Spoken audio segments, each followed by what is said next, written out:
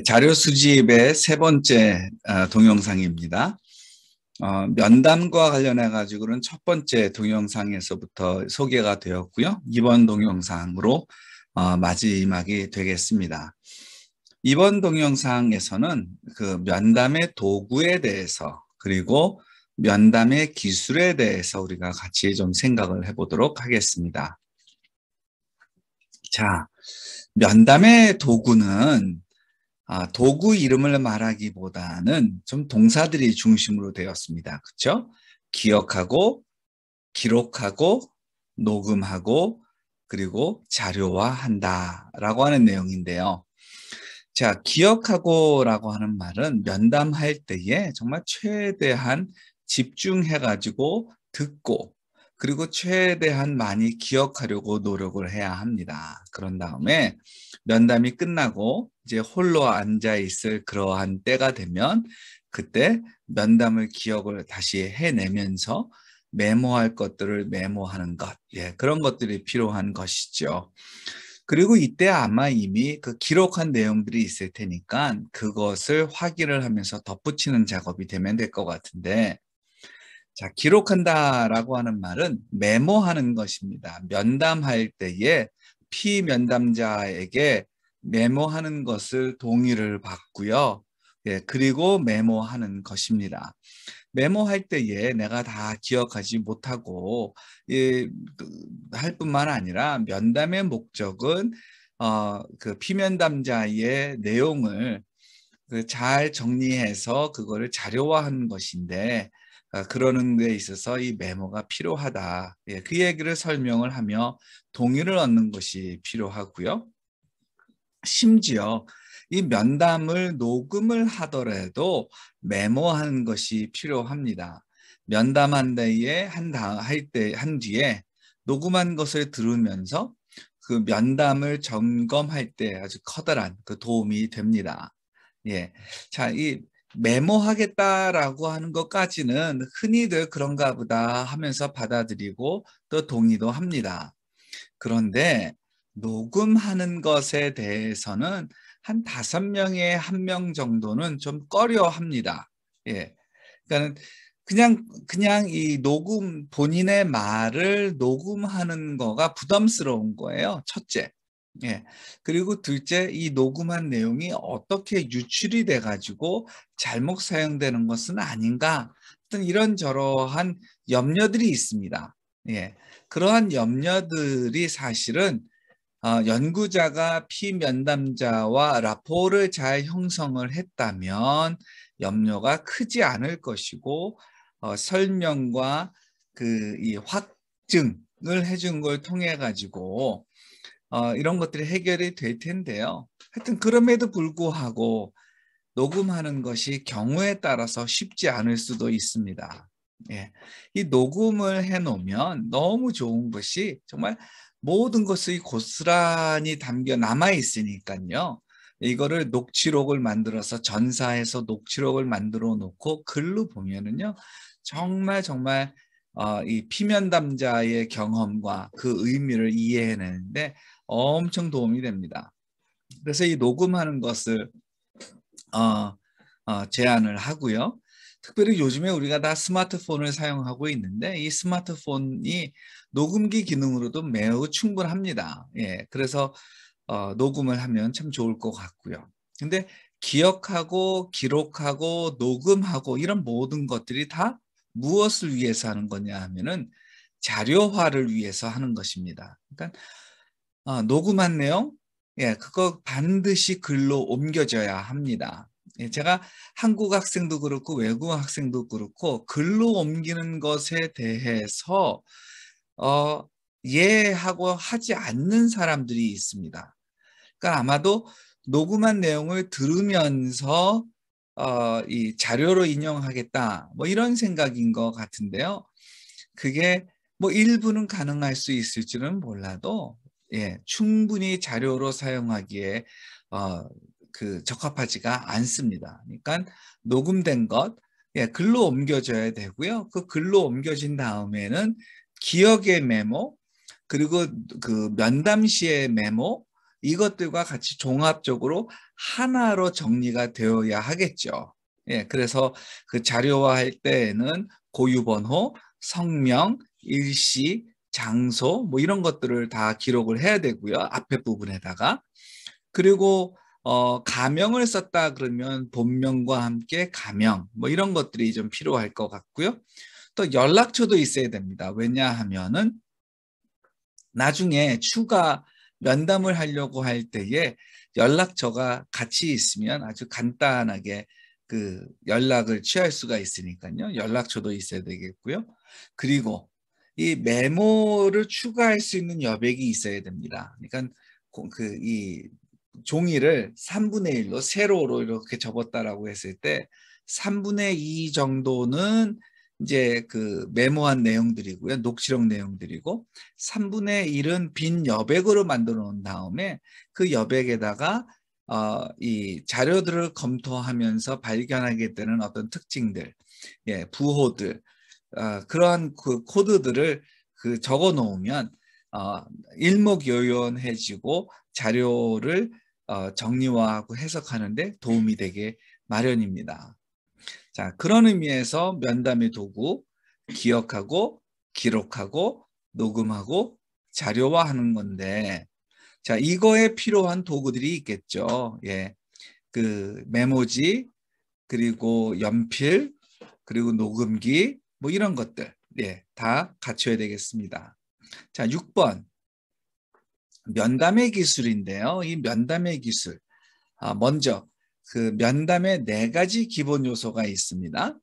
silent 해야 되고요. 그러니까 연구자가 이 침묵을 깨는 것이 아니라 피면담자가 침묵을 깨도록 하는 것이 중요하고, 그리고 에코우 하는 건데, 이 에코우 하는 건 뭐냐 하면 피면담자의 말을 반복하는 거예요. 그러니까 그때 제가 그 선교지에서 있었던 그 사건이 저에게 너무나도 충격적이었어요.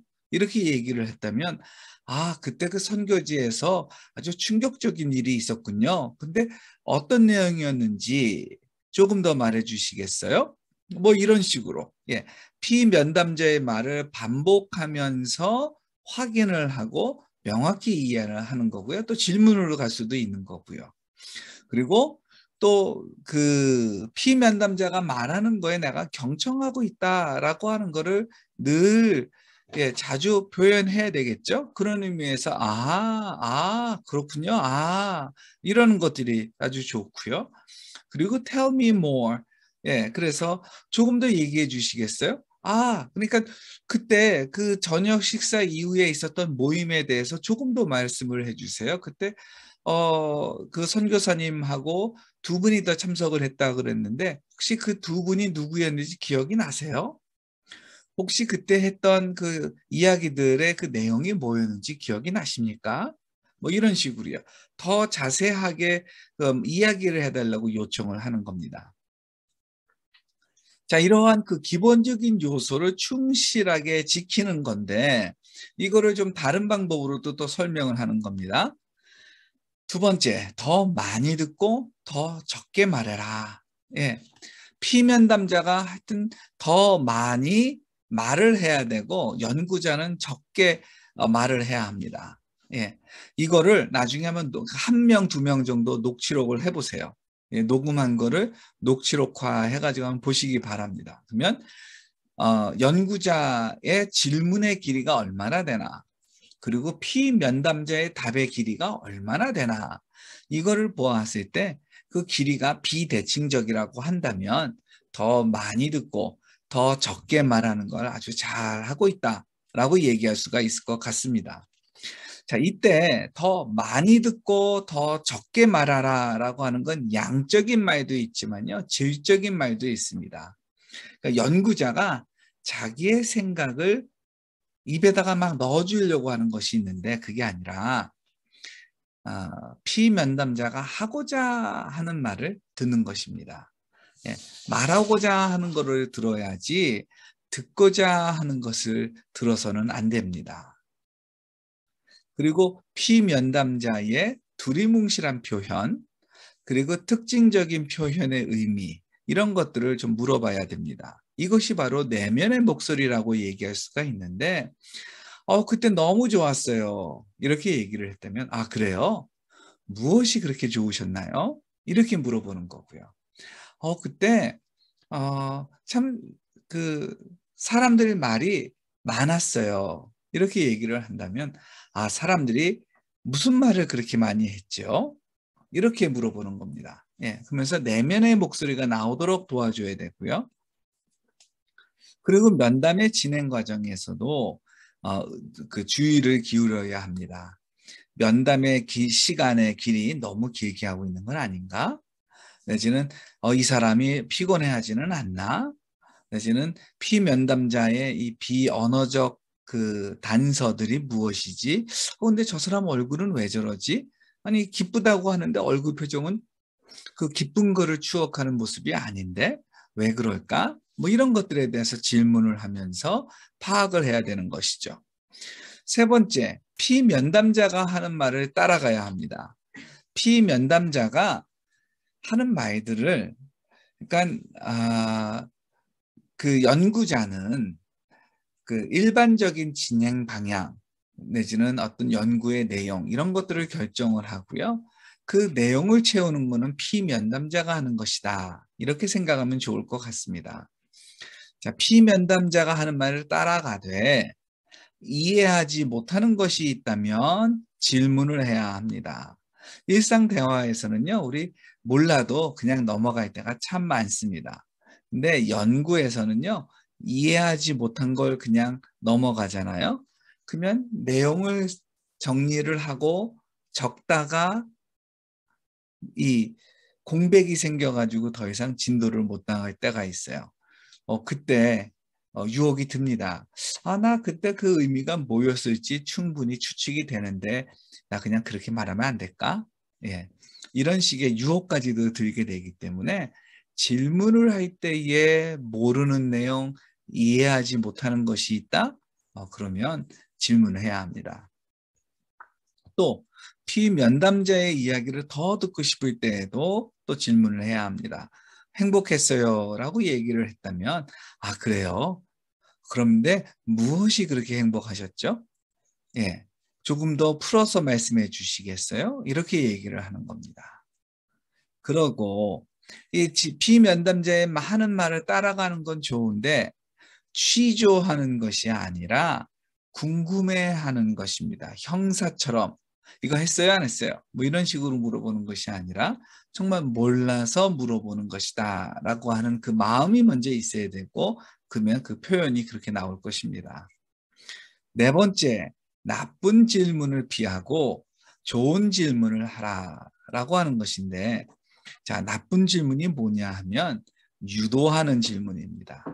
좋은 질문은 무엇이냐 하면 개방형 질문입니다. 자, 똑같은 말이라도요. 그 사람 나빴네요. 그쵸? 하고요. 그 사람에 대해서 어떻게 생각하십니까? 그 사람 참 나빴네요. 그쵸? 자, 이거는 유도하는 질문입니다. 그거에 비해서 그 사람에 대해서 어떻게 생각하십니까? 이거는 개방형 질문이 되는 것입니다. 선교지의 삶에 대해 얼마나 만족하세요? 이거는 유도형 질문입니다. 만족을 전제해 놓고 그 만족의 양을 물어보고 있잖아요. 예, 이거는 유도 질문이고요. 선교지의 삶은 어땠나요? 이렇게 물어보면 이건 개방형 질문이 되는 것입니다. 자, 나쁜 질문을 피하고 좋은 질문을 해야 한다라고 하는 것이고, 자, 다섯 번째, 따라하되 방해하지 말라. 피면담자가 이야기하는 말을 따라가야 되는 것이지 피면담자가 얘기를 하고 있는데 그걸 끊고 막 연구자가 자기 말을 해서는 안 됩니다. 사실 저도 이런 경험이 있습니다. 예, 너무 흥미롭고 제가 그 평소에 관심을 가지고 있었던 내용인데 그거를 꼭 집어서 얘기를 하고 있다.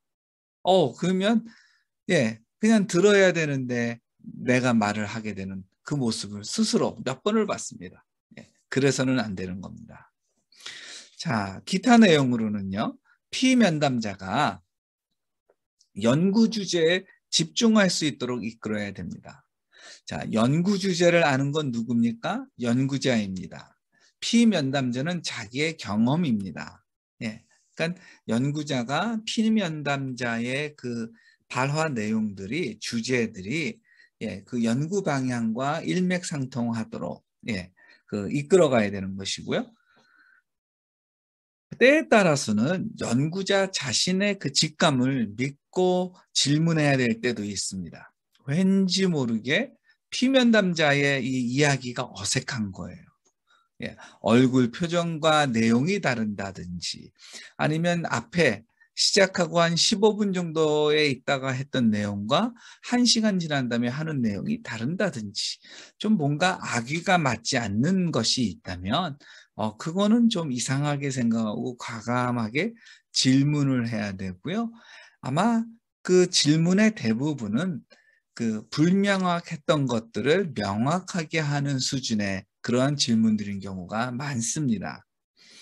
예, 그리고 세 번째로 피면담자의 침묵을 수행해야 합니다. 이건 아까 앞에서도 얘기를 했던 것인데요. 자, 침묵 아주 불편하죠.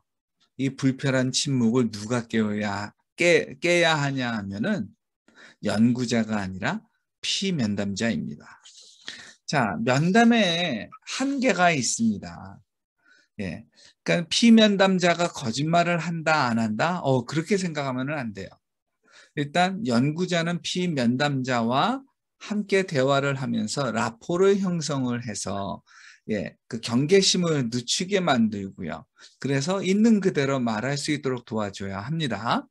그런데 문제는 이 피면담자 머릿속에서 현실과 이상이 예, 동떨어져 있을 수가 있는데 현실은 이런데 이상적인 것만 이야기할 수가 있다라고 하는 것이죠. 예를 들어서 무슬림들이 라마단 기간 중에 금식을 하게 돼 있습니다. 그렇죠? 그런데 모두가 다 그렇게 철저하게 라마단 금식을 하지는 않습니다. 예, 적어도 사람들이 보일 때는 열심히 하죠. 근데 문 뒤에서 금식 안 하는 경우도 많거든요. 자, 그랬을 때 무슬림들이 뭐라고 얘기를 하겠습니까? 그럼요. 우리는 라마단 기간 동안에 철저하게 금식을 합니다. 이런 식으로 얘기를 할 텐데 그거는 마땅히 그래야 하는 내용을 이야기하는 것이고 실제로 그렇지 않은 경우도 많습니다. 교회로 얘기를 해볼까요? 주일 예배 시간에 성도들이 어떻게 예배를 드려야 돼요? 신령과 진정으로 하나님께 예배를 드려야 되죠. 그렇죠? 그럼 그때 떠드는 거, 그때 그 조는 것, 신령과 진정으로 예배드리는 모습이라고 할 수 있나요? 그렇지 않죠? 네. 자, 이상적으로는 뭡니까? 신령과 진정으로 예배를 드리는 것이지만 현실 세계에서는 조는 경우도 많습니다. 예배 시간에 늦는 경우도 있고 일찍 나갈 때도 있습니다. 자, 이렇게 현실과 이상의 괴리가 있는데 피면담자들이 자기도 모르게 이상적인 것만 생각할 수가 있습니다. 자, 그랬을 때는 어떻게 됩니까? 예, 이 사람들로 하여금 좀 더 그 실제가 무엇인지에 대해서 알 수 있도록 좀 도와줘야 되겠죠. 예, 이상적인 거 얘기하는 것이 아니라 실제로 일어나는 거에 대해서 이야기해 주세요. 뭐 이런 얘기들이 좀 있어야 될 것이고요. 예. 그리고 면담으로는 불충분하고 관찰이 또한 필요할 수도 있고요. 그리고 또 여러 가지 자료들도 그 필요할 수도 있겠습니다. 자, 다음 동영상에서는요, 우리가 참여 관찰에 대해서 같이 생각을 해보도록 하겠습니다.